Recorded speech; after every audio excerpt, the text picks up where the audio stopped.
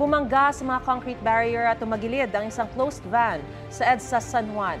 Nangyari po ang aksidente habang hinahatak ng tow truck ang closed van. May unang balita si James Agustin. Natanggal ang bumper at nawasak ang headlight ng closed van na ito matapos bumangga sa mga concrete barrier sa southbound lane ng EDSA Annapolis sa San Juan City pasado alas 11:30 kagabi. Sa lakas ng impact, tumagilid pa ang closed van.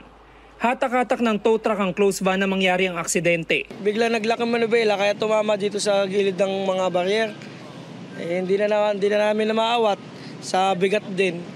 Kaya swerte naman kahit pa paano walang tinamaan.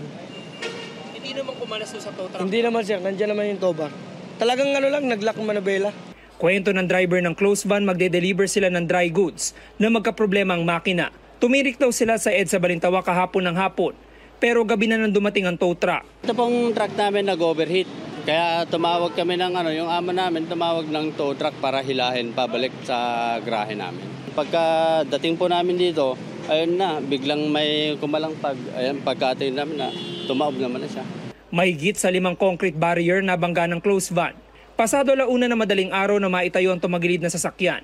Kinailangan din ng MMDA na lagyan ng kusot ang mga langis sa tumaga sa kalsada para maiwasang may madulas sa motorista. Nagdulot ng pagbibigat sa trapiko sa southbound lane ng EDSA ang aksidente. Inimbisigahan pa ito ng mga otoridad. Ito ang unang balita. James Agustin para sa GMA Integrated News. Gusto mo bang mauna sa mga balita? Mag-subscribe na sa GMA Integrated News sa YouTube at tumutok sa unang balita.